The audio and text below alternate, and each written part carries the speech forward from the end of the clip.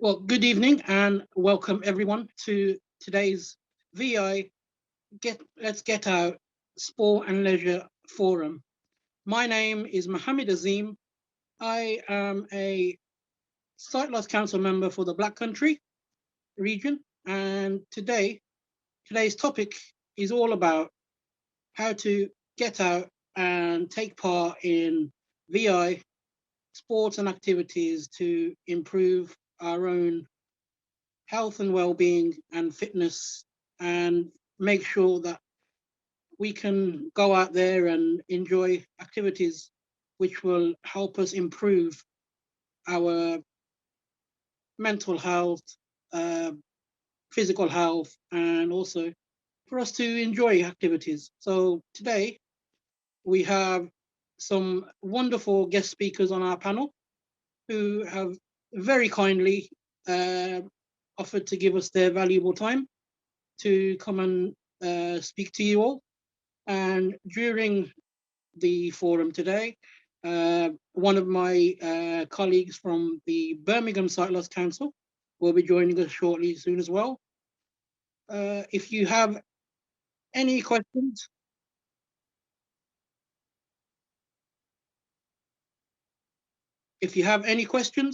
then please do not hesitate to pop in the chat box, and we will, during the forum today, we'll put them forward to our guest speakers on the panel. I will now hand over to my engagement manager for the Midlands, which is Louise. So, and she will introduce the guest speakers on the panel. So, Louise, over to you. Thanks, Mo. Yeah, as Mo very kindly said, we've got some fantastic speakers for you this evening. And up first is the wonderful Emma Clueit, who is the Accessibility Manager over at the Commonwealth Games.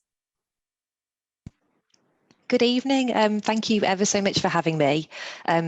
It's lovely to be here, thank you. So my name's Emma, I'm Accessibility Manager for the Birmingham 2022 Commonwealth Games. If you're not familiar with the Commonwealth Games, we're a multi-sport sporting competition which welcomes 76 nations and territories to the city of Birmingham next summer. So we've nearly got a year to go, so not too long now. The Commonwealth Games for Birmingham, our ambition is to be a Games for everyone. And we're going to be the first Games in history where we'll be hosting an integrated parasports programme. So that's really, really exciting. But it's not just about the sport. Our planning is to ensure that the whole Games is as accessible and inclusive as possible. So my job is to consider the experience for not only spectators, but for our workforce, our volunteers, our teams, everybody that's involved and who wants to be part of the Games, and to make sure that it's a really positive experience. So you don't need to be a world-class athlete. You can be a couch potato. You can still be involved and have lots of fun. So today I'm here to tell you a bit about some of the planning that's happening, especially with the focus around visual impairment. So hopefully I can shed a bit of light on what we're doing. So firstly, I wanted to talk about our ticketing programme. So I'm sure many of you will have seen on social media today that we've launched our West Midlands ticketing ballot. So get online, get registered, apply for tickets, and I can share a link at the end if that's all right. But a part of that process, we have a registration application form which everybody across the board has to fill in. But as part of that, we ask for people to state their accessible requirements. So categories that we have as part of that registration form that may apply to somebody with a visual impairment, they include visual impairment seating. So that might mean that we can allocate you seating that's further towards the front of the seating bowl, or it could be that we can then offer you our audio description service or hearing augmentation that we do, but it has audio description in it. That might also apply for, we've also got like an assistance dog seating category, because those people need to be seated in the wheelchair bay for both themselves and the assistance dog's comfort and safety during the event, but also companion seats. So we offer a free companion seat to those who need one. So that can also be done as part of your application. And then when you want to go and pick what you want as part of the ballot, you can simply just get what you need. You don't necessarily need to call a call centre unless you want to. So if you're successful in the ballot, you'll then be allocated seating based on those requirements that you told us about. So that's really exciting, I think, and it's a different way of ticketing that maybe has happened in the past. So we're trying to push forward and look at new initiatives and new things to make the experience better for people. Then moving on to volunteering. So similarly to ticketing, we ask for applicants for their accessible requirements as part of that process. So you can also apply to be a volunteer now. That's open for the next month or so, I think, but get your applications in quickly. Again, I can share the link at the end of this.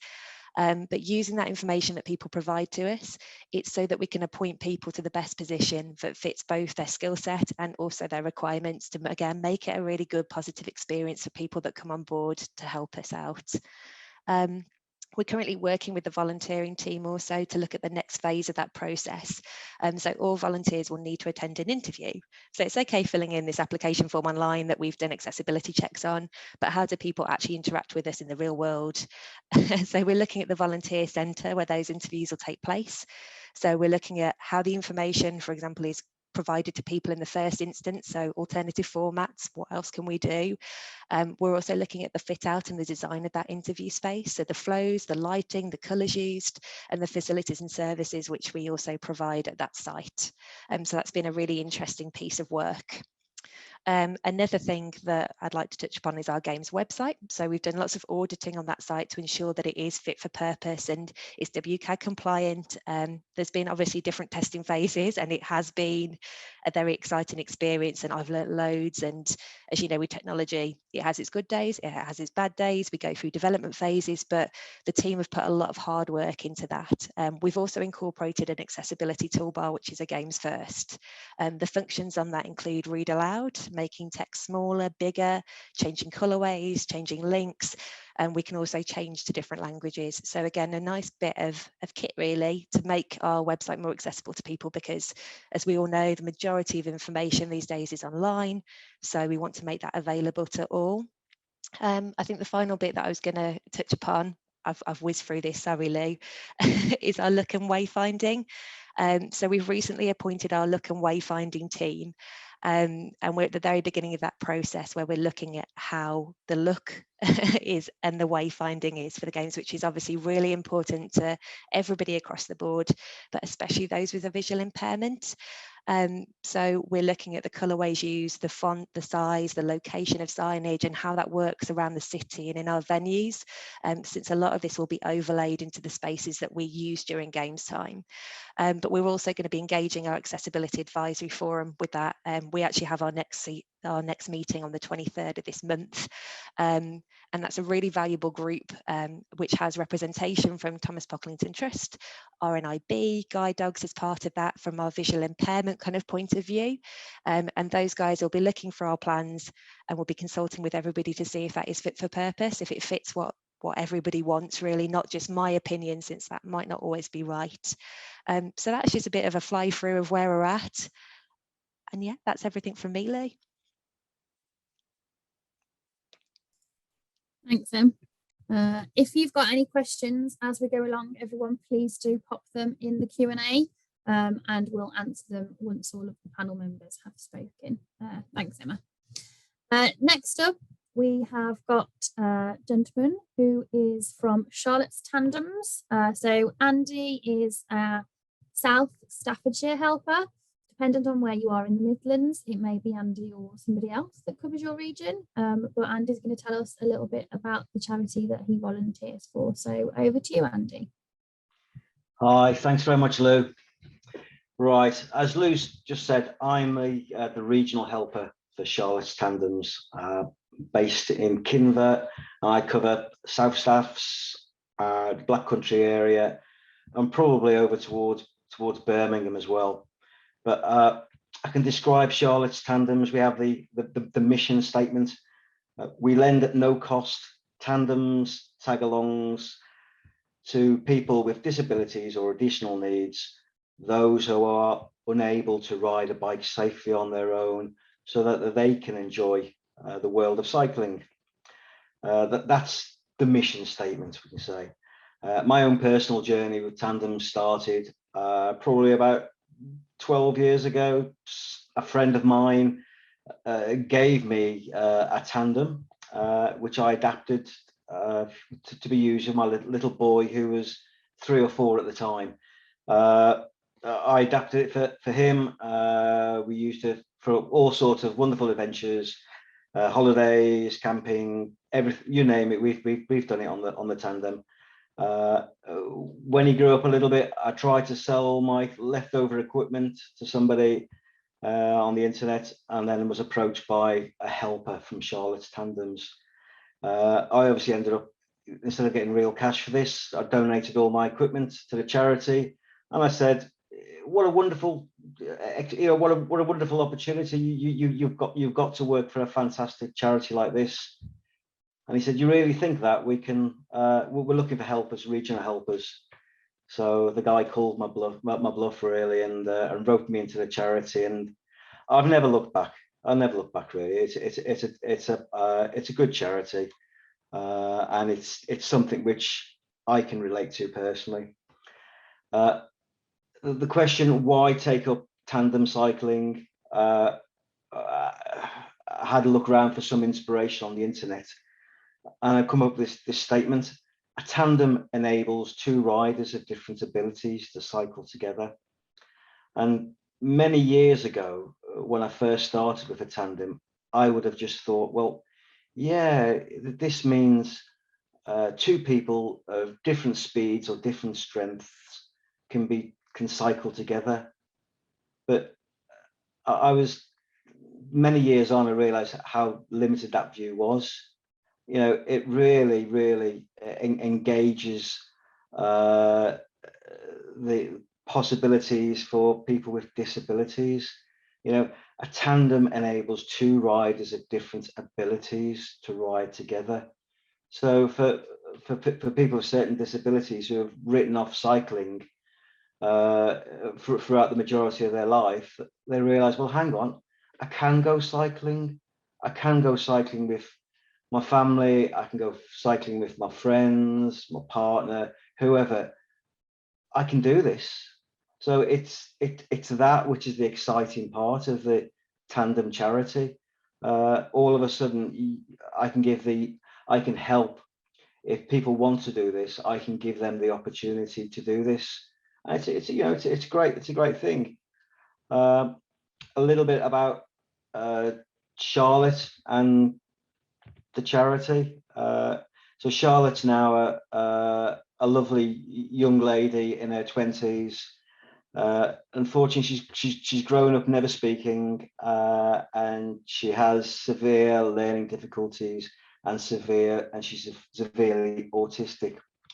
But back in 2005, she was taken out on her first tandem ride, and as a little girl, she just loved it. She was able to sit on the back and enjoy the world go by and go out with her parents. Her family loved it. All of a sudden, they've got their little girl going out with them. You know, they can go out on bike rides as a family, and you know, it added to them.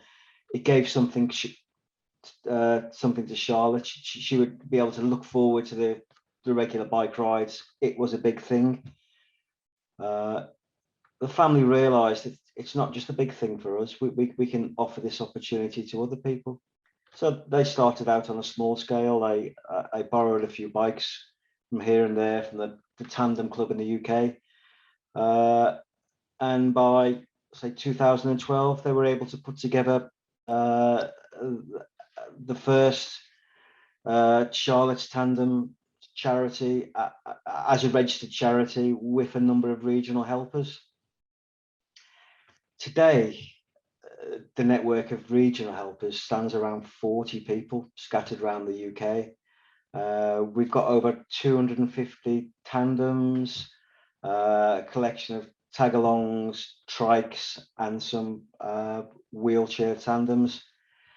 I don't know the exact figure, but I'd say probably 100 tandems are out at this moment with different people. Hopefully some of them may be riding them at this moment in time. So the charity, it's up and running. It's in the UK. People are actively using these bikes, and it's there to help people. A question: how do I go about borrowing a tandem? We have a website, charlottestandems.co.uk. On this website, there's a contact form, and the process starts by pressing the link to the contact form, filling the contact form in. Then you'll be contacted by somebody from the charity who'll put you in contact with some regional helpers who'll hopefully come back to you with some options. Different people have different requirements. It's not just about the size of the bike. Some people have really challenging requirements. You know, they may not be able to hold onto a normal tandem in the same way others can. So they may need special seats or special pedals fitted or whatever. There's a wide variety of people used to charity, from little babies to full grown men and close to 7 foot, which has you know, some challenges to be made, but we generally try and cater for everybody. Yeah, so after you fill the borrower's form, you'll get a response back. You'll be put in touch with the regional helper. Hopefully they'll be able to arrange a collection for the bike, at which point the bike handover will happen. Do a safety check of the bike, and if required, some instruction or some opportunity just to get up and running, to get used to starting and stopping on the bike, and then probably a hand to load the bike into the back of a car or onto a roof rack or whatever. And then it's over to the borrower to use the bike, to have fun, to make as much use of it for a minimum period of 2 months, or it could extend longer if the helper hasn't got an immediate another requirement for the bike. You may be able to keep hold of the bike a little bit longer, but this is totally free. We only ask in return for some photos so we can use on our website or Facebook, and for the bike to be returned in a good condition. It really is getting something for nothing. People ask, well, how much is it going to cost? It's not going to cost anything. It's the cost is handled by the charity. We run on a shoestring budget. We don't need an awful lot of money. The money we need is just to maintain the bikes we've got. So small donation here, small donation there. Typically we'll get bikes donated. So we don't need the money for bikes. We typically need the money just to keep ticking over, just to keep the bikes maintained. But to try and sum up my little presentation, what do I personally get from this? It's just the kick from being able to give somebody the opportunity to do something else, to go cycling, something which they may have written off as not being a possibility for them. But hopefully, yes, it can be a possibility. It can be an enjoyable activity, something that can be enjoyed with friends and family, and just getting out there and enjoying it. So so it all starts with filling in the contact form at charlottestandems.co.uk. So thank you very much. Thanks so much, Andy. And I think everyone will appreciate, you can tell Andy's passion from there. And as someone who had never ridden a tandem previously, Andy wrote to me, and I can tell you it's a hell of a lot of fun. So thank you. Any questions, as always, pop them in the Q&A or the chat, and we will get to them at the end of our guest speakers. Thanks, Andy. Talking of guest speakers, our next speaker for you guys this evening is Focus Birmingham, and Theresa Wilcox is the support services manager over at Focus, and she's going to tell us a little bit about the activities that they have on offer there for you. Thanks, Louise. You made me laugh actually during your introduction when you said we'd all kindly offer to give our time. So I think the words cajoled and pushed might come into play a little bit there. but there you go. As Louise said, I'm Theresa Wilcox and I'm the Site Loss Support Services Manager for Focus Birmingham. And Focus Birmingham is a charity that is set up to provide different services for people living with visual impairments. And we've sort of touched a little bit on the link between activity and positive mental health. And we're funded by our commissioners to do exactly that, by providing a robust programme of activities for people who are living with visual impairments. And we try and really vary the programme to make sure we involve everybody's interest, different abilities and different age groups. And during the pandemic, we were hit quite badly actually with our face-to-face activities, but it made us rethink our delivery, and some of them started to take place online with some success, I've got to say, and I'll talk about them as I go through the activities. We've opened some of our face-to-face activities up, but we do have limits on numbers because of the current COVID restrictions, and obviously we want to make sure everybody's safe. And some people we've noticed that some of our activities perhaps are not as well attended as they may have been, and we run a service user forum, so we posed the question to our service user forum attendees who are also visually impaired about what these reservations might be, and they came up with some ideas and suggestions, and we're currently in the process of putting some videos onto our Facebook to guide you through exactly how these activities are adapted for people with visual impairments. And I'll give you all the details of our website once we finish talking. So some of the activities we do a walking group which takes place in Cannon Hill Park every Monday at 1:30, and it's led by our health and wellbeing coordinator Kerry, and we plan to move this to a volunteer-led event to enable us to replicate it in other parts of the city. With each of these activities, I've collated some feedback from service users I'd like to share with you. So I'll read exactly what they said. So Sue said, "I'm really glad I joined the walking group with my husband, and we really enjoyed it the first time we came. Hope the walks will continue when there are no restrictions. It's lovely to meet other people taking part, and I'm not a fast walker, but I feel comfortable with the group, and I would encourage anyone to come. I look forward to it, and I love being near to the plants and the park and enjoy meeting the other people." So on a Tuesday at 1:30, we do UMPH. If you haven't heard of UMPH, it's online gentle seated exercise, which again is led by Kerry. And this is one of our face-to-face events that we actually moved online with some success. But coming out of lockdown, we are going to be looking at going into, you have to excuse me, my throat's still killing from Sunday, when we're looking at taking into care homes and coffee mornings. We've got online classes with Anya, who's a trained yoga instructor. And again, this is something that was originally face-to-face, but had to move online. And that happens on Thursday at 10. And feedback from this, Sandra said, "Yoga has been the best thing for me. Being visually impaired, doing yoga virtually every week through Zoom has been challenging and different. I've been doing yoga for many years, but I've never enjoyed it as much as I do with Anya through Focus Birmingham. Every week I've grown in strength, not only mentally, but physically too. And my mental well-being and stamina has been excellent. Different postures test us and push our boundaries, but I always end up feeling glowing, both at the beginning and at the end of the session. And I would like to thank Anya and Focus and see yoga as my success story from lockdown." Another activity that might surprise you is boxing. And this takes place on a Thursday at 1 o'clock at Pat Benson Gym in Digbeth. And this is led by trained boxing instructors. And I've actually attended this, and they really put you through your paces. It's really well worth doing if you're one of those people who want to be more energetic. We also have a tennis group, which is held at the Priory Edgbaston. And if you don't know Priory Edgbaston, it's a very upmarket fitness club, and it's led by Simon Lancaster, who works for the Lawn Tennis Association.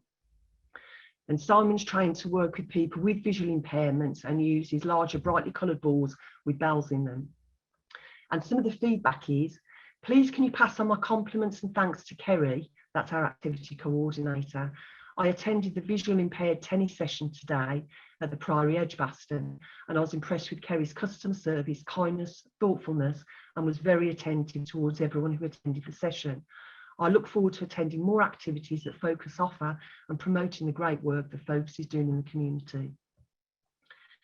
We've also got links with Midland Sailing Club. So we offer a sailing group at Edgbaston Reservoir, which is led by Phil Reeves of the Midland Sailing Club. And this happens on a Friday at 10 o'clock.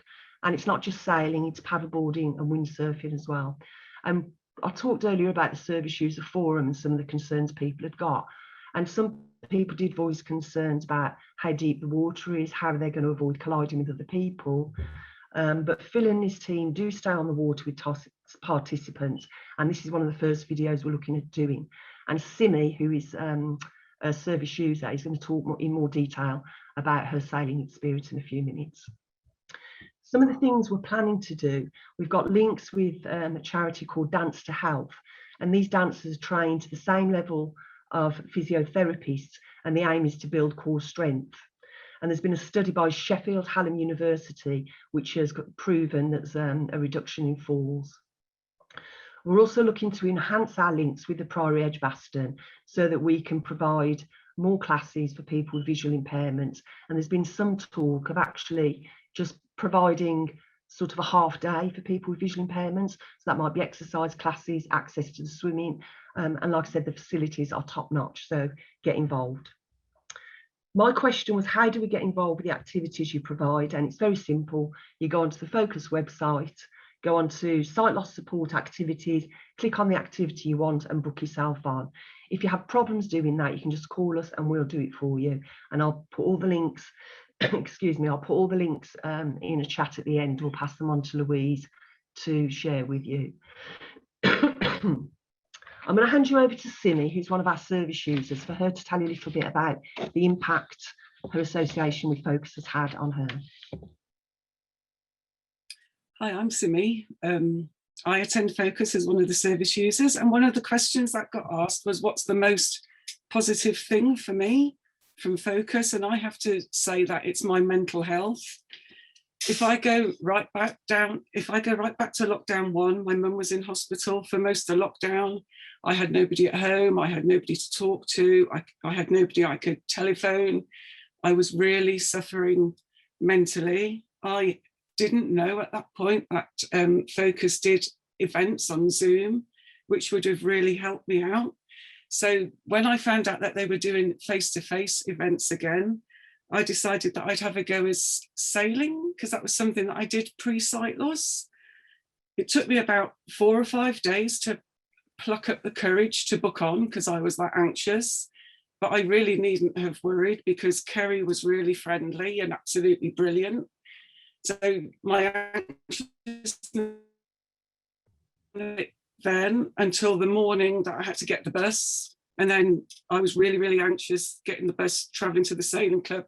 But again, once I got there, everybody was really welcoming, really kind and really, really friendly. For me, being out on the water, I find it very therapeutic and very tranquil, and I can just empty my head and switch off and don't have to worry about anything. The only thing I do have to think about is if I'm paddleboarding, not to fall in the water, because I don't want to be doing that. After the sailing then, I thought, well, you know, this is really good. I'm really having fun here. I'm interacting with people, meeting people, getting out, having fun. I'll book onto some of the other events. So I've been doing the tennis, the boxing and the walking group. I just want to go back to the tennis, because myself and one of the other service users, we got asked by the Lawn Tennis Association to make a film about VI tennis and how tennis is for everybody. And when they interviewed me for the film, it's not just about hitting the ball. That's not just the important thing. It's about the getting out, the going out, the meeting the people, the having fun, the chatting and the laughing. I found the half term, I found really difficult because Focus were closed for 2 days, so there was nothing on. And then several of the events were cancelled. So for me, only having the one event, I really suffered again with my mental health, and I could feel myself slipping back. But it's really good. I also just want to go back to the sailing, because one of my fellow service users comes to the sailing and then decided, no, I'm not going to sail anymore, so I'm not going to come. And we said, no, come along. you know, have a chat, have a coffee, because that's the only time that he gets out, and he does that now. He comes along, has a couple of cups of teas, sits there and chats, and it's really good to see how he's really come out of his shell just by coming to these events. So when I look at my mental health and I think where I was in lockdown 1 and where I am now, I just can't believe how far I've come, and that's thanks to all of the things that I do with Focus.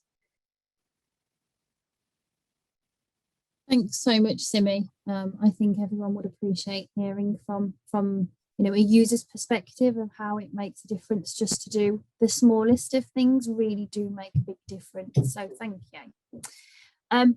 Next up on our panel of speakers, we do have the Activity Alliance.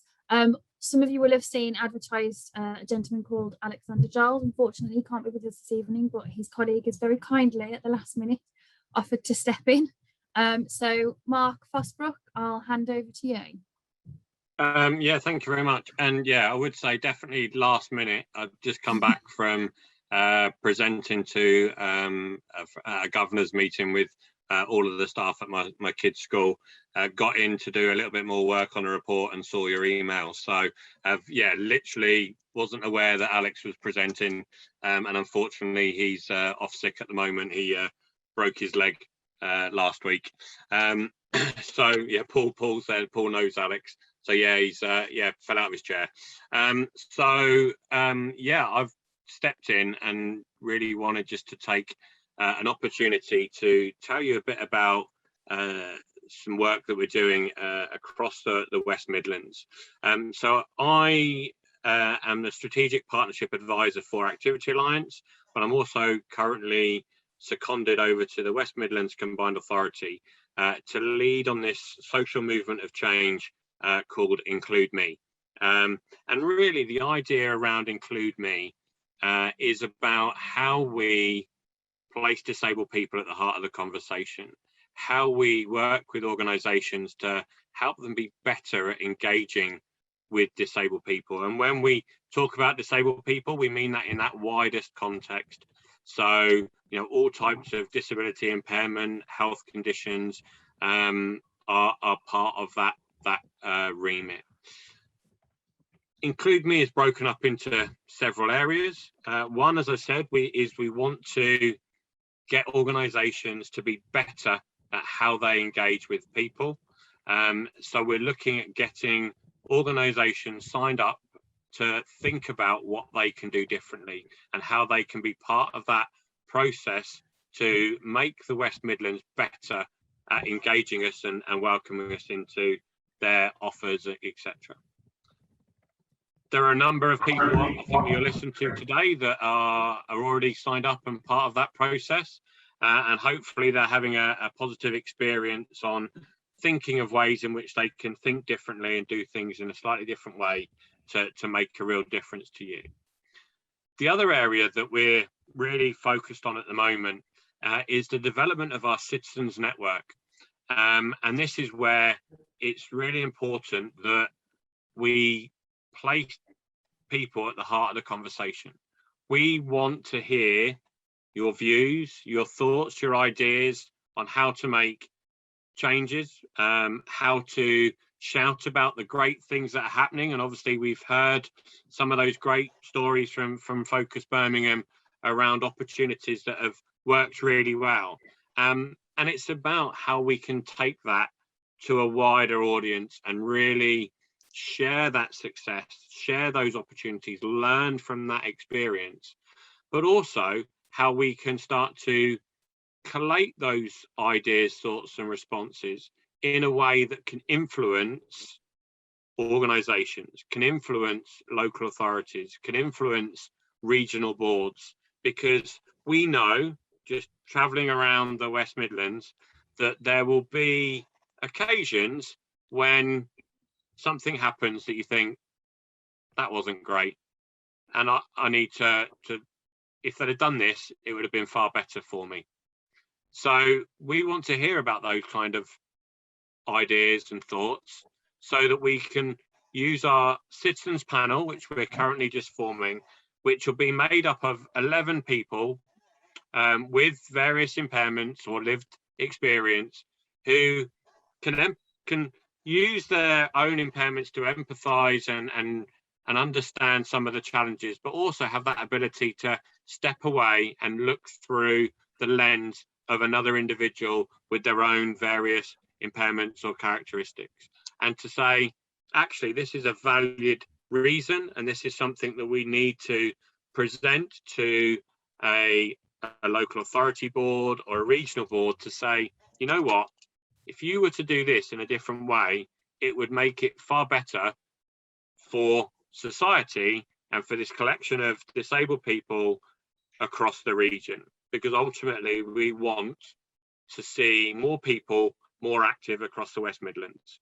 We know that we're the most inactive region in the country, whether you've got a disability or not, we're the most inactive, and we want to change that. We want to make the environment an environment that is welcome, opening to all of you, because Simi said, you know, she went sailing, used to do sailing before her sight loss, and the difference that's made to her mental health over this lockdown period. We know how important physical activity is to helping us stop feel as isolated, helping, our mental health. I find nothing better than getting out on my bike and just cycling around, forgetting or trying to forget all those worries, problems and concerns I have with my family, with work, and just switching off and enjoying the environment around me. So the more that we can encourage people to do that, the better. But we also understand that it isn't always as easy for someone to go, you know what, I want to do this, I'm just going to go off and do it, because we know life isn't as simple for a lot of people. So by bringing everyone together into a collective space, and I see this Sight Loss Council really as one of those mechanisms that can help feed in your valid thoughts, ideas and opinions into that citizens network, so that we get a real collective voice, a real representative voice across the region that can make a significant difference. We all have our views and opinions, and they're all valid. And if we can work together, we can hopefully make something far better across the West Midlands for all of us. I know there are various issues and concerns that you all have around a range of things, whether that's getting out of the house, because actually we've been isolated for the last 16, 18 months, and it's a terrifying prospect of getting out there, whether it's the change of, the environment, with all these outdoor seating areas that are making it a bit of a scary place to navigate around the region, whether it's e-scooters and getting out and having that fear of them flying around, or whether it's actually when I get to a leisure facility, I'm treated less favourably, I'm not looked at in the same way, I'm not valued as much. Any of those are all important values and thoughts. And even if you don't consider just going out, walking around in the built-in environment as exercise or as sport or physical activity, it is.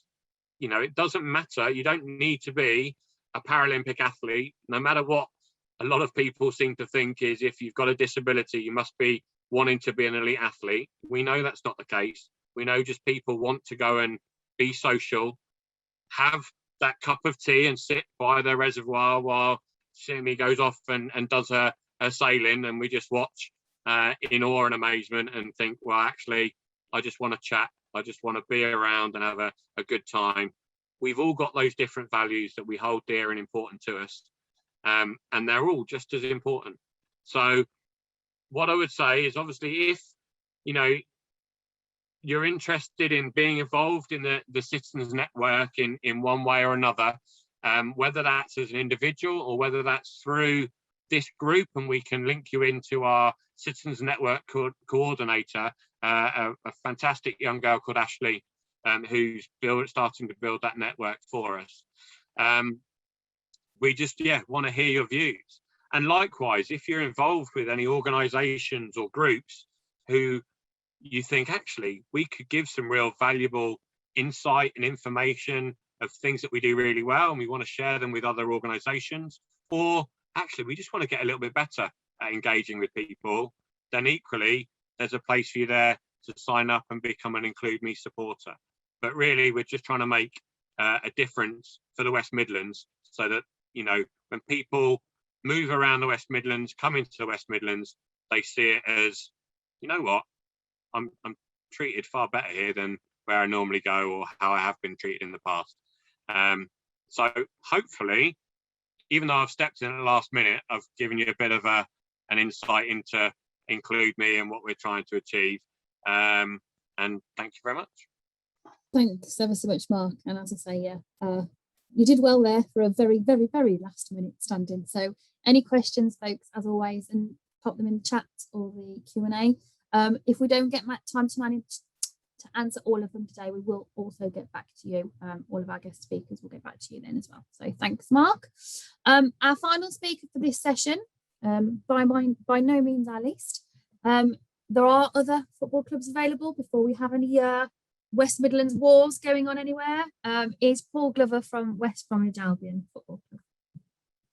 Thanks, Louise. Good evening, everyone. I think I've passed my first test. I've unmuted myself before I started talking, so I'm really happy with that.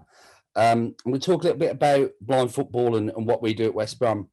But before that, just to give you a little bit of context, I thought it'd be just to explain who we are. The Albion Foundation is the charity of West Bromwich Albion Football Club. As Louise says, other clubs would have similar charities attached to them, which would all work in slightly different ways. We've just been through a bit of a restructure, and we're now into 3 different departments. So we've got wellbeing, behaviour change and active lifestyles, which are the delivery, which is WBA if you haven't worked it out. And I head up on the wellbeing department, which incorporates the disability element of what we do. So I came to the foundation 11 years ago now as a part-time disability coach, and through that time, as we've grown the programme, we now have 8 full-time disability sports coaches at the Albion Foundation, which is, I believe, the largest department within the country, and then 4 or 5 part-time coaches, and then we have some 0 hours and so on and so forth. We work in schools, in primary schools, both special schools and schools with focused provisions. We work in secondaries, the same, through colleges, right up through within that into sort of dementia and Alzheimer's, and work with groups within that. And we've had some dealings with the blind vets as well within those groups. And then sort of in this sort of space, we do youth clubs at New College Worcester, and we've done the same at Priestley Smith over the time. A lot of the stuff that we've tried to do in those areas has obviously been affected in the last 12 to 18 months as the world's been tipped on its head. But 90% of our sessions are back up and running now, and we're sort of moving forward with that. And then our philosophy really is, if we can engage with young people in schools, then we can then give them exit routes into stuff that we do outside of ours. Then that might give them an opportunity to go on and have a lifetime, a legacy of that sport throughout their life. And that's certainly been the case for a lot of them. I did have a little look at the list of who's here, and I noticed that Mac is here, McNamara. I haven't seen him for a few years, a former player. Obviously, Mo as well as trained with us previously. And we've got the legend that's Darren Harris on here as well, which I'm going to talk about blind football, but I'm a bit of a fraud really, because what he doesn't know about blind football is ridiculous. So the football that we do, we have development sessions for young people at the foundation. So we try and engage with them in schools, give them those opportunities. We do a lot of taster events for young people that haven't experienced blind football and haven't sort of had that. And then we sort of move through. So we've got some adults sessions, which are still development sessions and not people that we'd necessarily look to put into fixtures, but we'd be looking to build them that way, right through to our sort of first team, if you like. So West Bromwich Albion is the only professional club that has an attachment to blind football. So blind football started in the Paralympics in 2004, first appeared in the Paralympics in 2004. It's played on a pitch of around 40 metres by 20 metres. It's played with boards down the sides. I don't know what everybody's knowledge of the sport is. That the ball has ball bearings in, and it's got metal plates on the outside, which obviously makes the sounds for the players. And it's played in a five-a-side format with a goalkeeper that can't move outside of their area, and he's a sighted goalkeeper, and they form one of 3 guides that we have during the game. So there's the sighted goalkeeper is a guide in the defensive third.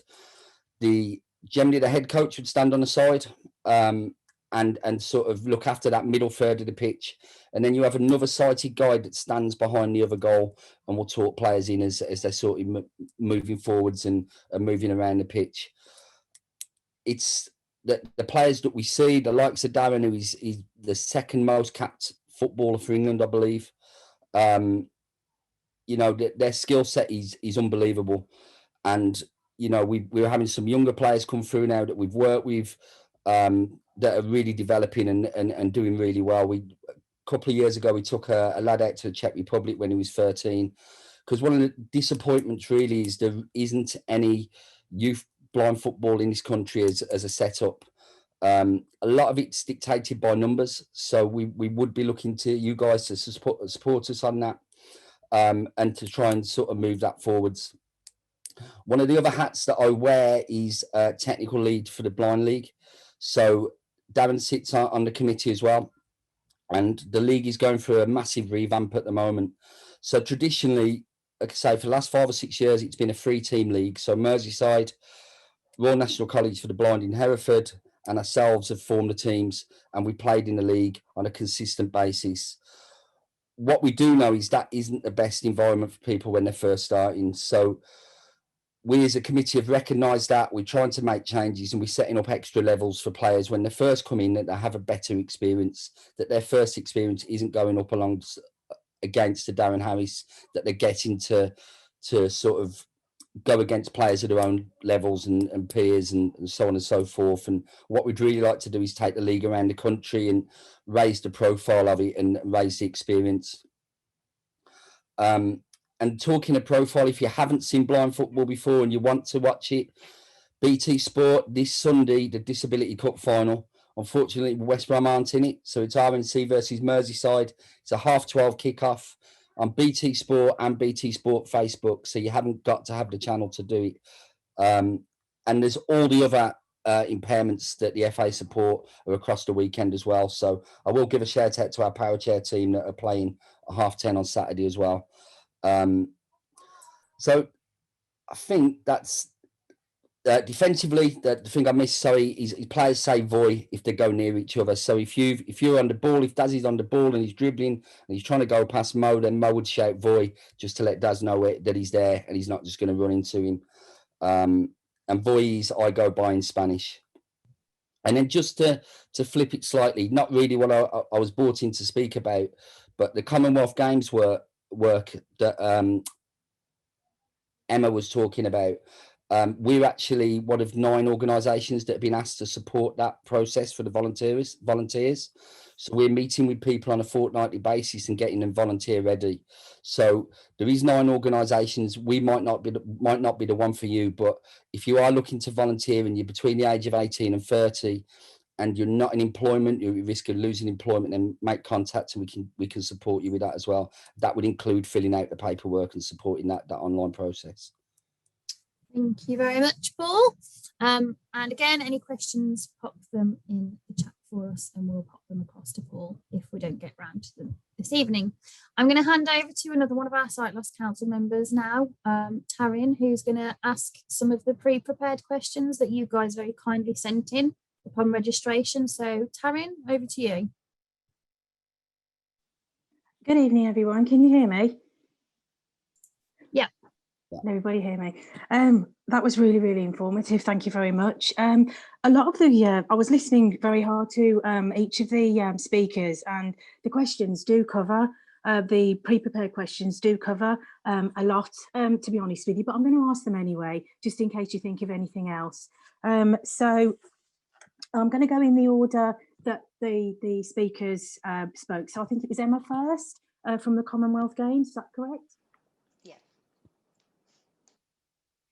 So my my pre-submitted question was, how will you ensure all venues are accessible for VI participants and spectators? So, as I've touched upon, but I have got some notes here, so I can add a little bit more. Just let me I'll just turn you up, Emma, because I mean, I can just basically the question was, how will you ensure that venues are accessible for VI participants and spectators? Fab. I can add a little bit more context. I've got some notes here which keep perfect. Okay, then. There's only one actually for you, Emma, so that's the only one. I was quite nervous, so I was quite glad about that. But so we plan for all groups, so that's our competition venues, our training venues, our athlete villages, any space. Myself and the team, we look after planning for that to make sure that they're accessible. So that's considering spectators, athletes, workforce, anybody from like our broadcast teams, anything like that really, across all those spaces. We look at the flows around the spaces. As I mentioned earlier, we look at the signage use, so the colours, the contrasting, the signage. We look at the facilities and services. So that could be spending areas, that could be audio and visual alarms. It could be evacuation plans, audio announcements on transport routes. So across the whole breadth of the games really. We also spoke about in our accessibility advisory forum about pedestrian only areas and things such as that. So we want to make sure that we've encompassed that across all of the venues, and obviously our venues can be very different from one another. So we go from green spaces such as Sutton Park, for example, so there's nothing there, just a few cows at the minute. So we need to come and build all that infrastructure, to establish venues such as the NEC, which I'm sure a lot of you are familiar with, pre-built site with fantastic facilities. So what we have to do and our planning does differ very widely across those. Internally, we have things called VOP, so that's venue operational planning, and VIP, village integration planning. So that looks, we all sit down around a table, all 64 different FAs within the organising committee, and basically bash it out. How do we organise this? How do we plan it? What do we need to include? Whose job is what, to ensure that we make sure that we give the best experience to everybody on site, whether that be athletes, spectators, volunteers, our workforce, whoever that may be. And as I touched upon earlier, I think we also have our fantastic accessibility advisory forum. We've got a few members on this evening. So we run past our planning with those to get those guys' perspective, just to see things from a different viewpoint, to make sure that nothing has been missed. That's great. Thank you very much. Thank you.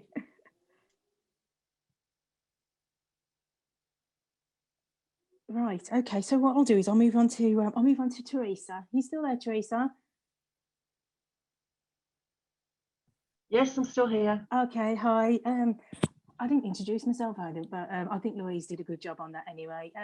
Hi. Basically, for the focus one, as I say, I think you've covered everything, to be honest with you. It was really, really interesting. But the prepared question was, how do we get involved with the activities that you provide? And what would you say has been the most positive thing that you have taken from participating in the focus sports activities? But I do think that Simi has, covered that greatly, really. I mean, I don't know if you can think of anything else at all. Yeah, I have talked about going onto the website and registering your interest there, or calling us on our support line, which I can provide for everybody. And if you go through the support line, what we can do is put you through to speak to Richard, who is our gateway coordinator, because it's not just activities we offer at Focus, there's lots of other things we can offer. And what he'll do is a sight loss MOT, which is where he'll have a chat with you about different parts of your life and how sight loss has impacted on it, and what other services we might be able to support you with. So if you wanted something that fell outside the activities, or activities and something else, that might be the best route to go down. That's brilliant. Thank you very much. There's only a couple of questions, to be honest with you, and I've covered both of them, so that's brilliant. Tracy, thank you very much. Okay. Hi, Mark. You still there? Yep. Hi, Mark. Thank you very much for your insight. It was really, really interesting. It just one of the pre-prepared questions was, how do we get in touch with you? How do we get in touch with you to work with a venue that we have on activity local that we want to join? that isn't accessible for us currently? Does that make sense? I suppose the easiest way to get hold of me is to drop me an email. We can obviously then sort of have a chat about the issues and problems that are being faced. And then if it's an organisation that we're already engaged with through Include Me, we can hopefully have quite an easy discussion and look to see how we can work together to move things forward. If they're an organisation that's not part of Include Me, we can obviously look to see how we can approach them and share some of those concerns and look to see if they're willing and open to the idea of making those improvements and changes, and also how we can then encourage them to work maybe with that individual or with a number of people to look at how they continue to make those improvements moving forward. So what I'll do is I'll drop my email, or what I might actually do is might be cheeky and drop Alex's email as he was meant to be in the workshop today into the chat. As I said, he is off, but he is hopefully looking at coming back for or starting to ease back into work over the next few days. So I'll line him up for that. So I'll drop his email into the chat so people will have it. That's brilliant. Thank you so much. That's great, Mark. Thank you. Hi, Andy. You still there? I feel that everybody's gone home. Andy?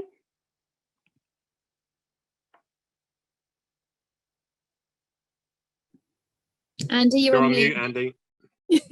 Oh, he's probably thinking, oh. Are you there, Andy?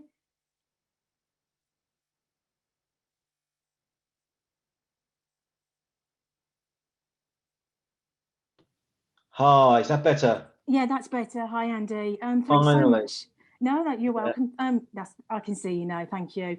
Thanks for your input into Charlotte's Tandem. It was absolutely fantastic. Just one of the questions is, but I think you might have also covered this as well, because a lot of the questions have been covered. Do you have anywhere to signpost prospective cyclists to, if they don't currently have anywhere to ride with anyone? They don't currently have anyone to ride with. Yeah, I know on Facebook there is a group set up to match. They call it the Tandem Pilot Stoker Matching Service. So the pilot is the guy in the front, yes, and the stoker is the guy in the back. So yeah. There's a matching service. At a Facebook group, but I think at the end of the day is advise people start with the contact form on the Charlotte's Tandems website, and then go from there, because behind the scenes we can answer many questions. I think that's the way forward. That's the best way to go. Yeah, that's brilliant. Okay, thank you very much. And last but not least, Paul. Yeah. You there? Nice to meet you, Paul. Thank you very much for your input. You were at the top of my list, so just bear with me for 1 second. This is one of the prepared questions in relation to why are all of the VI football sessions so late at the evening? As a VI individual, not myself, it's difficult to travel sometimes in the dark or poor light. I think the answer to that is that nobody's ever told us that before. So right, okay. So if there's people that want to do something in the day, or if we get that information, we can look at setting that up. And again, it might be better for us to work with groups to get it started that way. Yeah. The challenge will be, as I say, we do a lot of work in schools during the day, and that obviously can affect that. We used to do a Saturday morning, but it wasn't as well attended probably as the evening ones now. So yeah, I don't know. So, but yeah, if there's a need, and somebody asked about VI football as well, if there's a need, we will grow it, and that's something we're very good at. We've just done the same for cerebral palsy football, where we managed to get a number enough to set up a separate cerebral palsy team. So it's just understanding that need, and if we've got people on board, then we can manufacture to where we need to go. That's brilliant. That's great. Thank you very much, everybody. Thank you so much, Taryn. We're going to hand over to our colleague, our sighted colleague, Eamon, who's going to go through a couple of the questions on the chat function from the live audience. So Eamon, is there anything in there that hasn't already been covered? I'll just search through. Hi everybody, and just try and pick out the things that haven't been covered. Lots of positive comments, by the way. Brilliant sessions and loads of great stuff going on. So that, just to say that. There was a question for Andy. Do you have any power assisted e-bikes for people who might not be fit enough for the ordinary ones?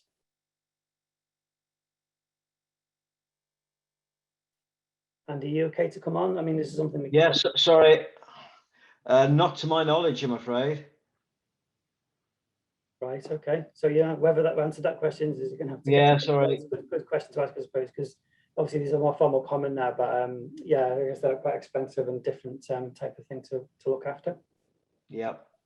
Sorry, Eamon, it's Mark. Can I just jump in? We've have got through our Ride Ahead Together work a number of tricycle events that will happen predominantly over the summer holidays. So through some funding we had from Department for Transport, and there'll be basically sort of pop-up sessions in parks around the region that will have a range of different adapted cycles available for people to come and try.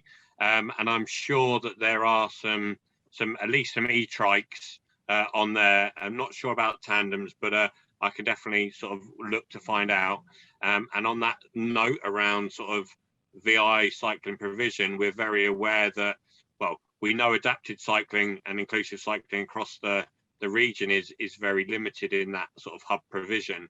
But I've got a meeting coming up to discuss and create a bit of a plan around how we can focus on sort of VI cycling across the region and where we can add some additional opportunities. So I just thought it was worth mentioning that in the light of that. Great, thanks. And one about getting in touch with the Activity Alliance. So we can pass on contact details for everybody, that all the panelists, I'm sure, can't we, Lou? Anyone who wants to get in touch and find out more. Yeah. Just pick on some other things. There was a question about activities at Focus in the evening. Are the plans to do it? And I know that Alex has responded. Sorry, not Alex. I'm getting my names mixed up now. Theresa has responded to that. But just to say, if anyone else is interested in doing activities at the evening, just get in touch with Focus and they'll keep you in touch with any developments on that front. I think pretty much everything else has been answered. Just to say, lots of positive comments about things, and I'm sure if people want to find out more, there'll be follow-up information from all of the speakers. So don't worry if you haven't had your question answered or you feel like you haven't had the information provided. Louise, did you want me to continue with the for all question, or do you think everything's been covered? No, it's fine, Taryn. That's absolutely Okay. fine. And as All I said, right. if we do come across any questions after the session that haven't been answered, we will absolutely get those answers to you as well. Perfect. Okay. Thank you for the sessions and the guest speakers that we've had so far. We now want to move on to the second part of our VI forum this evening. And we're really pleased to introduce you to Dave Heeley, OBE, none other. Dave is the first blind athlete who did the 7 marathons in 7 days on 7 different continents. So he's going to give you a little bit of a motivational talk. So over to you, Dave.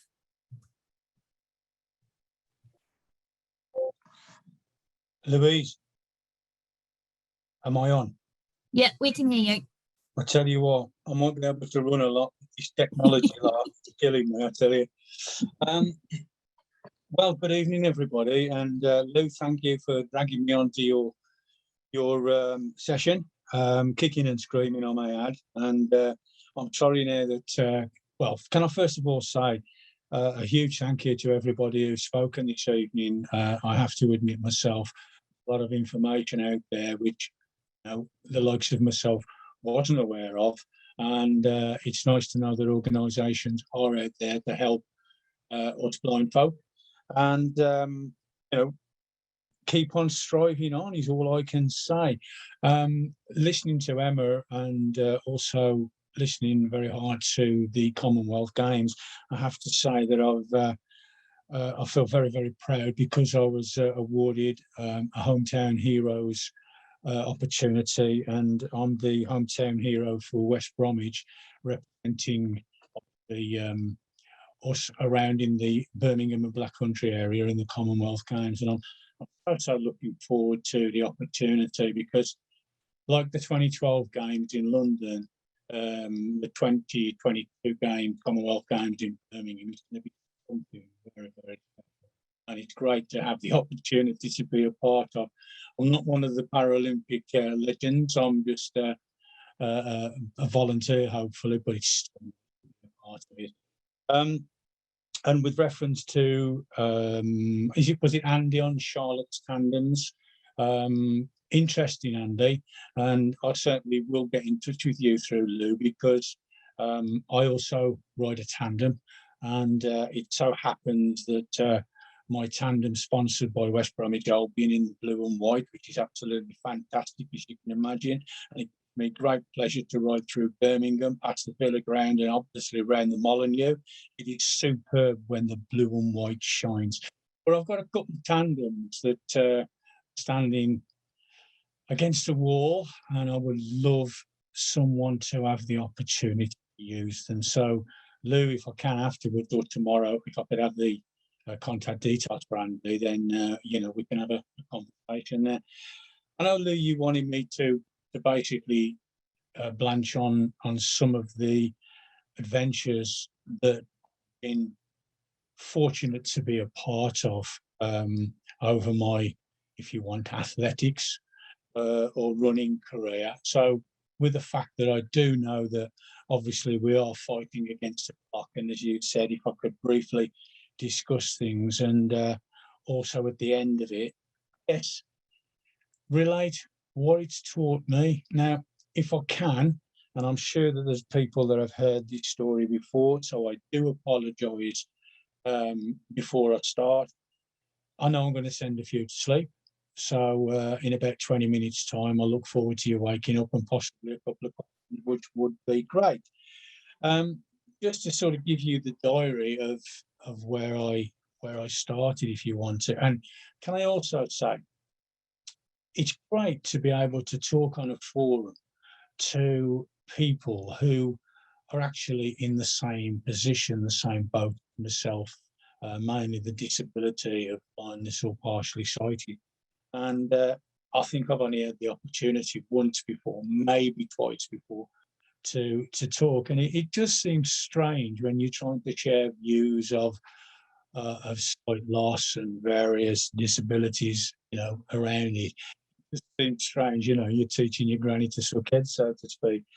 But I mean, sport has been, well, sport has kept me going on a well-being situation and also on a fitness sense, because my drug is fitness. I'm at Old Codger Estate now, and I've had the opportunity to do a little bit. Through school, I did a lot of athletics. I did play football. I have achieved a few medals, certainly not on the blind perspective like Daz, but, you know, I've got a few medals before I lost my sight. Over the years, I've had the opportunity to do a little bit of weight training. And as I said, exercise to me keeps me ticking over nicely, body and mind. Now, if I can diarise what I've been up to, or the adventures that I was fortunate to be a part of, in 2008, as Lou quite rightly said, I became the first blind person in the world to achieve running 7 marathons in 7 days on 7 continents. What an absolutely incredible adventure it was. Falklands, Antarctica, on to Rio de Janeiro, South America, Los Angeles, North America, then on to Sydney, Australasia, then on to Dubai and Asia, Tunisia, Africa, and we finished on the Sunday, 7 days, 7 marathons, 7 continents, London Marathon in London, Europe, as it was. It was and is, and to many people will be the wow part of the adventures that I've been a part of. But I can assure you, although it was hard and it was very taxing, and it took a lot to put. But there's been some other adventures that have been, wow, can I say, just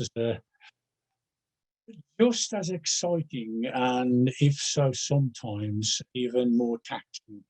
In 2011, I undertook a journey from John O'Groats to Land's End over a period of 10 days. And each morning I started off with a marathon distance of 20 points.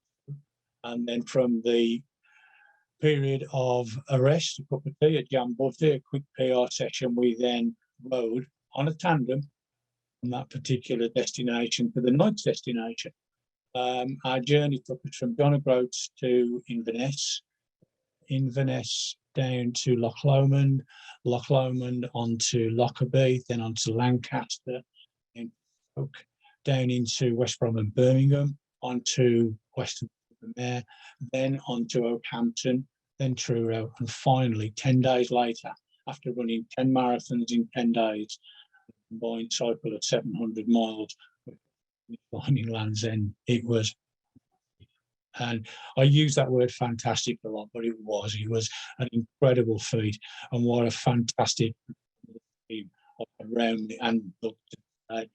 In 2013, I had the opportunity to be a part of an adventure which was to ride 7 countries in 7 days. We started in Switzerland, we rode through Germany, then through France, then through Luxembourg, then through Belgium, through Holland, and then good old blighty England back to Birmingham Broad Street. In 2015, how I ended up here, I do not know, but whenever I go out for a meal these days, I never agree to a dessert. Was on the 3rd of April 2015, I actually ended up in the Sahara Desert. I thought it was apple pie and custard, how wrong you can be. But I took part in the Marathon des Sables, which is a 7-day experience, totally self-sufficient, covering 166 miles through the Sahara Desert. Believe you me, the Sahara Desert, to me, when I could see many years ago, Lawrence of Arabia and his camel and that big orange sun and sand dunes and golden sands, the wrong you can be. That many dried riverbeds, that many dried lakes. We crossed 4 mountain ranges. We hit one sand dune one day, which took us on 17 miles. But at the finish line, it was absolutely incredible. And you will be so pleased with me. Because would you believe there was a French blind kid on the Marathon des Sables? Yes, I beat him. So I'm well chuffed with the Marathon des Sables. In 2016, again, a friend of mine entered us into a triathlon, escape from Alcatraz. The idea was you swim from the iconic prison of Alcatraz in San Francisco Bay. The swim took 1.5 miles. Then we had 18 miles in the hills on a bike, and then we had 8 miles across cliffs and sandy beaches and sand ladders. The particular problem that we had was when my mate entered us into it and then we got in, we both found out that the farthest we'd ever swum was about 2 lengths. So the big thing for us was we had to learn to swim. We did. And on the June the 13th, 2016, we plunged into the cold, fierce waters off the prison Alcatraz. We swum the 1.5 miles. We were aided, and I think the thought of 10 species of shark floating around below you did help in the fact that we got to the sandy beach rather quicker than we had. We did complete, and again, it was one of those adventures which was absolutely fabulous. In 2017, we undertook and became the first pairing, as in blind and guide, to do all of the great runs. Now, I'm sure a lot of you will appreciate the Great North Run. Well, the Great North team, they put a series of runs together across the whole of the year. And we kicked off in January in Edinburgh, where we did a 5K followed by a 10K. And then through the year, we did Birmingham half and marathon on the same day. We did another couple of marathons that they threw in that particular year. And we did the final run, which we had to cover 20,000 miles in the air, 10,000 miles there, 10,000 miles back, to run a 10K in Ethiopia. But as a blind pairing, we're the first to ever complete it. And again, it was a fantastic experience that year. The training went well, the runs went well, there were doubles up at times, and there was some distance to cover. But, you know, we proved that it is possible. In 2018, on behalf of the Albion Foundation, I took part in a walk, a run, a stumble, a fall. I don't know what it was, but we spent 6 days on the Great Wall of China, which was one of the most unbelievable experiences of my life. To go on a wall, or to walk on a wall, which I'm told is over 2,000 miles long, and when we stood at the various points and I had it described to me, I still am yet to get my head around what I was told. At times when we were coming up steps, and there was millions of them, my nose was touching the floor. Going down other points, the back of my head was touching, I was coming down. And the experience on that was incredible. We covered mountain ranges, we covered villages, we went through towns. And the culture and the history on that wall, as I said, I still have not got my head around it, but we've done it, should I say, and we completed 6 days on the Great Wall of China as a team, 23 of us, and it was fantastic to create and raise as much awareness as we could for the Albion Foundation. In 2019, which turned out to be the last time for the pandemic that I actually put number on a shirt, I ran the Comrades ultramarathon, which is the oldest ultramarathon in the world. It was, at that particular moment in time, the 94th running. It's a total of 56 mile or 87K, I think we clocked up a day. In fact, the race itself, you have to complete in under 12 hours. Kick off at 5:30 in the morning, and luckily we completed in 11 hours and 50 minutes. And on 11 hours, 59 minutes and 59 seconds at the finish line, a trumpet is sounded. And if you haven't crossed by then, no medal, no recognition. It is one of the most toughest runs I have ever done in my life. And trust us that year to pick the uphill section. Those are just some of the sort of adventures that I've been involved in, and it has been fantastic, because being blind, and I feel that all of you listening to me will appreciate that we need help. We need help in a lot of instances in daily living. We need help in a lot of instances, to the fitness regimes that a lot of us want to be a part of. And I am so fortunate that I have got guide runners, 2 in particular now, although there is a team around me, but I've got 2 in particular, and they are just simply up for anything. And after the top to the toe, all they said was, if we're doing something, put our names down, and we will. Now, I know Louise asked me to sort of share that diary, and there is so many memories, there is so many stories, there is so many experiences, and I really would love to be able to have the opportunity today, because there was a lot of fun, there was a lot of pain, there was a lot of pleasure, there was a lot of training, there was a lot of jubilation, especially when we hit the finish line. Obviously, a medal around your neck, and that finish line brings on the more than anybody, even though you're hurting. But people say to me, being blind, how do you do this? Now, I'm nothing special. I'm not special at all. The reason that I enjoy doing it is because I simply enjoy doing them. I enjoy the train up to them. I enjoy the taking part. I enjoy supporting the charity. And more so, I enjoy meeting people.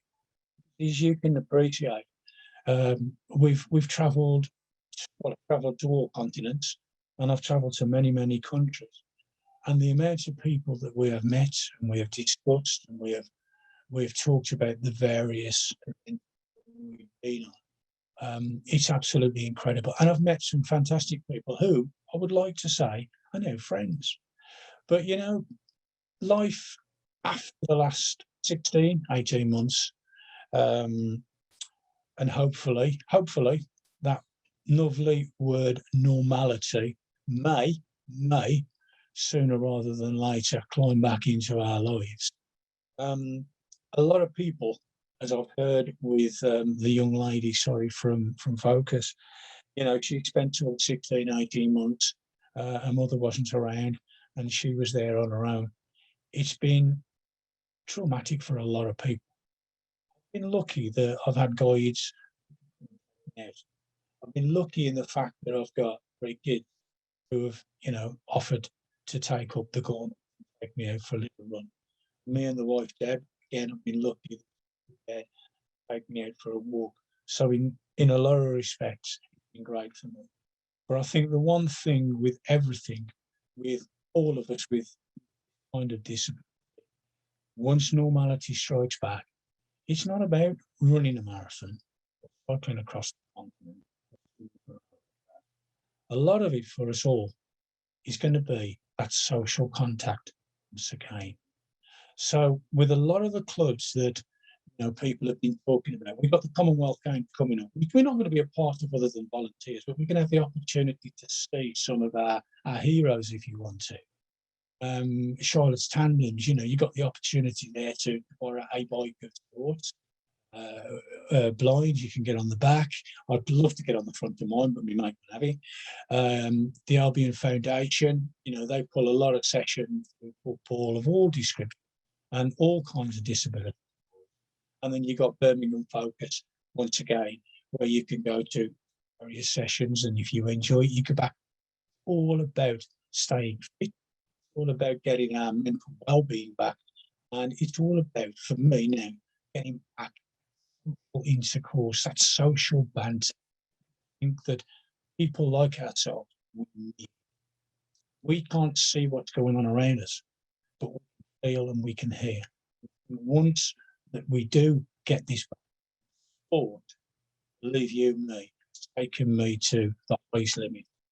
Sport for me, one of the biggest things that I feel will give us all back our sanity. As I said, I would love to blanch on many of the experiences because there's some fabulous stories, there's some funny stories, and I love them. But Lou, I can honestly say I've probably bored everybody to death. Absolutely not. We have just got people one. are now waking up, and if we've got the opportunity, we have had a question in for you, Dave. Smashing. I'd love a few questions from people if I could. How did you get started? Would you believe how I got started? And it was simple.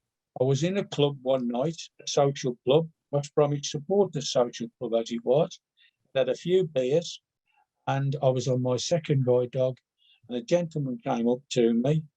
Well, he was a gentleman then, but I wouldn't have called him a gentleman now because he got me into this nonsense. He said, I'm going to raise some money for guide dogs for the blind. And I said, well, I'm a fundraiser. What are you going to do? Now, I'd had a few beers, and as they say, beer in, brains out. And he said, I'm going to run the London Marathon. And I says, I'll tell you what, if I'm or you are prepared to be my guide for the day, I'll leave the dog at home and I'll run the London Marathon with you. That was in 2002. Deb, the wife, called me stupid, but I took on the challenge, and consequently, I have done the London Marathons since. And believe you me, that conversation changed my life. We've got time for one more quick question before we hand over to Mo to close the evening for us. And it's from Darren Harris. He said, just listening to you, he feels like he needs a hip replacement. How do you keep going every day at your age? I'll give you my age. Trust him to ask that question. I don't know. You know what? As I said, fitness is a drug for me. I mean, I've been out this morning and we did around 6 mile. And I know people say, oh, 6 more. But, you know, 6 miles and we had a good old chunter and a banter and we did Boris's job. We put the world and the country to rights. Tomorrow, would you believe, talking about Giles Tandems, I'm actually out for the first time in 18 months on the Tandem. So I'm looking forward to that. But I look forward to it because I enjoy it. It's as simple as that. I enjoy the events. I enjoy putting a number on and I enjoy taking part. And I enjoy certainly getting to the finish line. But it's the training that I love because we have the opportunity to run or to cycle and we're putting the world to rights as we go, you know, and we're having a good old laugh and the serious stuff comes, I guess, when we take part of it. As Dad said, I'm new and old podcast, so I'm just happy to start, to finish, have the occasional ice cream in the middle, and then when I get to the end, all in moderation, I may add, all in moderation, I may have a couple of points covering. Thank you so much, Dave. Mo, over to you. Yeah, thank you very much, Dave. I'm sure just like myself and others who are listening to you, it's been very inspiring. Sadly, that is the end of our forum today. I just want to take the opportunity to thank everyone who joined onto the forum today. I'd like to thank the Sight Loss Council team and members who who made this possible today. I'd like to thank our wonderful panel and our guest speakers who took out their valuable time and came here and gave us some valuable knowledge and shared some wonderful activities that will enable us to get out there and be a part of. So what I would like to say to our viewers and everyone who's listening is now is basically the time to get out there and be a part of some of these activities. So it's time to get out there and enjoy ourselves and have some fun with some of these activities. Apologies if we have not been managed to answer all of your questions, but if there are any other questions, then please do not hesitate to put them in our chat box or our Q&As, and we'll try and get them across to you in the near future. Again, thank you very much to everyone. Have a good evening, and hopefully we'll see you again with a new topic. And take care, and good evening, everyone.